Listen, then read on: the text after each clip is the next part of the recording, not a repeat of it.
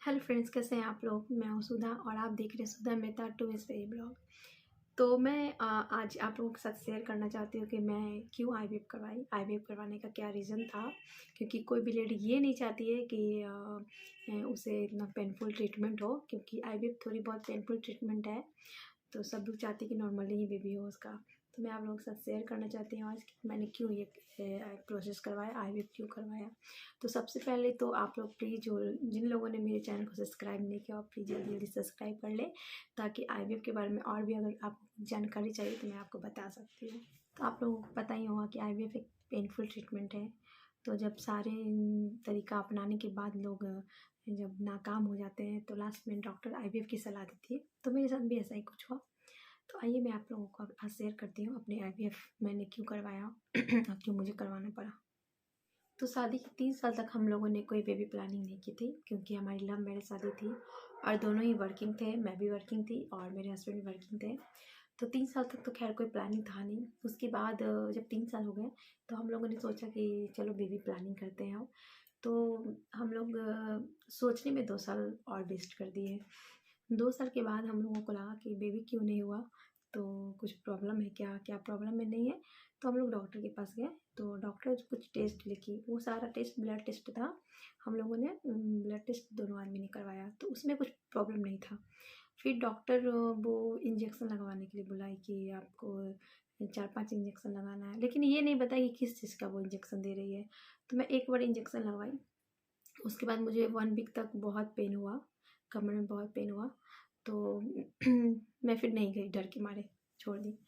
तो फिर मैं बोली कि नहीं यार, ये बता नहीं रही है कि किस चीज़ का इंजेक्शन लगा रही है, और वो लगा रही है बस, नहीं समझा रही है, नहीं कुछ बोल रही है। मतलब अच्छी डॉक्टर नहीं थी वो, हम लोग गूगल से सर्च करके गए थे, उनका नाम मुझे पता नहीं है। तो फिर हम लोगों ने छोड़ दिया, मैं भी ध्यान नहीं दी। फिर वैसे ही करके 1 साल निकल गया। फिर घर वाले तंग करने लगे बेबी के लिए। तो फिर हम लोग सोचे कि चलो फिर से करवाते हैं ट्रीटमेंट। तो फिर एक दूसरे डॉक्टर के पास हम लोग गए। वहाँ पे गए तो सारे ट्रीटमेंट हुए हमारे। उसके बाद वहाँ भी टेस्ट हुआ, टेस्ट सब ब्लड टेस्ट सही था। फिर वो डॉक्टर बोली HSG होगा। तो HSG के लिए हम लोग रेडी हो गए। ठीक है, हम लोग मैं गई HSG के लिए। तो जब टेस्ट मेरा होने लगा तो मैं टेस्ट नहीं करवा पाई, क्योंकि मुझे बहुत ज़्यादा पेन हुआ। तो मैं टेस्ट नहीं करवा पाई, 2 बार वो कोशिश की लेकिन मैं नहीं करवा पाई।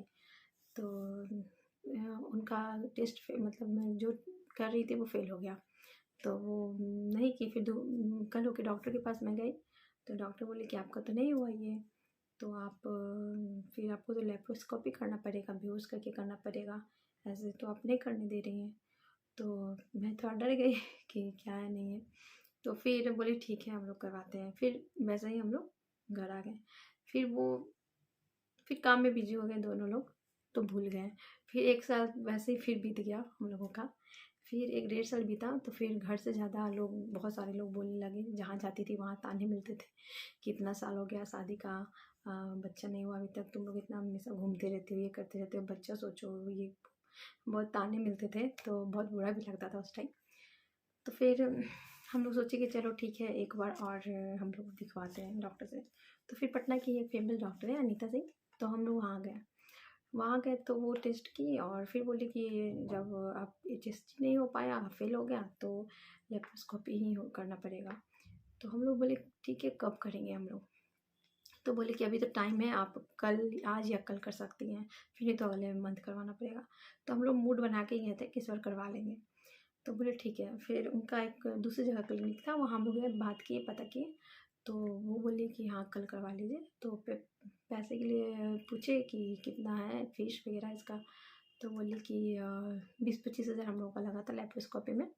तो दूसरे दिन हम लोग गए, बोले कि 2 घंटा में हो जाएगा, लेकिन सुबह में बुलाई थी वो। तो सुबह में गए तो पूरे दिन रहे। शाम में मेरा लेप्रोस्कोपी हुआ और उसके बाद फिर 1 घंटा बाद मुझे होश आया।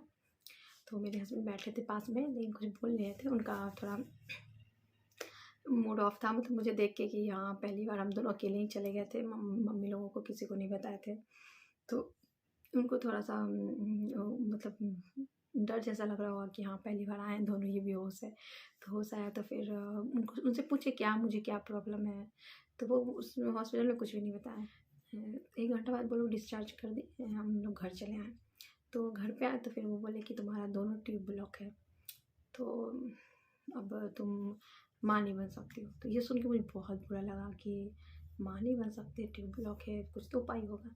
तो पूरी रात हम सो ही नहीं थे उस टाइम, मैं पूरी रात सो नहीं पाई, ये सोच के कि क्या बात है। वो भी टेंशन में थे क्योंकि हम लोग किसी को कुछ बताए नहीं थे, अपने बड़े लोगों को, गार्जियन को कुछ बताए नहीं थे।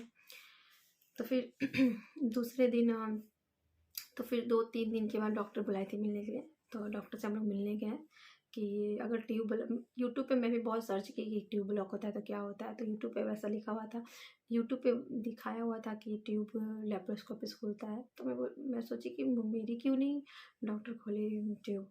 तो जब मैं डॉक्टर के पास गई, हम लोग दोनों गए डॉक्टर के पास, तो वो बोले कि बहुत ज़्यादा ट्यूब ब्लॉक था, खोलने का चांस नहीं था, नहीं खोल सकते थे, और अगर खोलते तो कुछ प्रॉब्लम भी होता। तो हम लोग पूछे कि क्या कर सकते हैं आगे। तो डॉक्टर बोले कि अब कोई उपाय नहीं है आपके पास, बस आप आईवीएफ ही करवा सकती हैं, आईवीएफ के अलावा कोई भी उपाय नहीं है। और आपका एज भी कम है और ज़्यादा हेल्दी भी नहीं है आप, तो आपका फर्स्ट बार में ही होने का चांस है, तो आप करवा लीजिए, अगर करवाना है तो नेक्स्ट मंथ से ट्रीटमेंट स्टार्ट कीजिए। तो हम लोग पूछे कैसे क्या होता है, तो सारा प्रोसेस बताएं, पैसा वैसा बताएं। तो फिर हम लोग घर आ गए। तो फिर हम लोग 1-2 लोगों से बात किए, मेरा मन नहीं था वहाँ करवाने का। तो 1-2 लोगों से बात किए तो फिर एक दी है वो बताई, एक वो पहले करवाई हुई थी आईवीएफ, उनका 3-4 बार में उनका हुआ था, तो उनकी भी 2 ट्विंस बेबी हैं। तो वो बताई, एक बहुत अच्छी मैम है जया भट्टाचार्य। तो हम लोग रांची चले गए, रांची जाके फिर हम लोग उनसे ट्रीटमेंट करवाए। तो ये था कि मुझे क्यों आईवीएफ करवाना पड़ा, वो मैं आप लोगों के साथ शेयर की हूँ। और अगर आपको और आईवीएफ के बारे में जानकारी चाहिए तो फिर प्लीज़ कमेंट बॉक्स में आप मैसेज करके पूछ सकते हैं आप लोग। और मैं और भी आपको आईवीएफ के बारे में, कैसे कैसे आईवीएफ का प्रोसेस हुआ, क्या क्या हुआ, क्या क्या परेशानी हुआ, क्या नहीं हुआ, मैं आप लोगों को वीडियो बना के ज़रूर बताऊँगी। लेकिन अभी ये वीडियो बहुत लंबा हो जाएगा, इसलिए मैं ये वीडियो बस थोड़ा सा आईवीएफ के बारे में बताने वाली थी कि मुझे क्यों करवाना पड़ा। और बाकी आप लोगों को कुछ जानकारी चाहिए तो आप बताइएगा, मैं उस पर भी वीडियो बनाऊंगी और डालूंगी। तब तक के लिए बाय बाय। प्लीज़ मेरे चैनल को सब्सक्राइब कर दें अगर पसंद आया हो तो।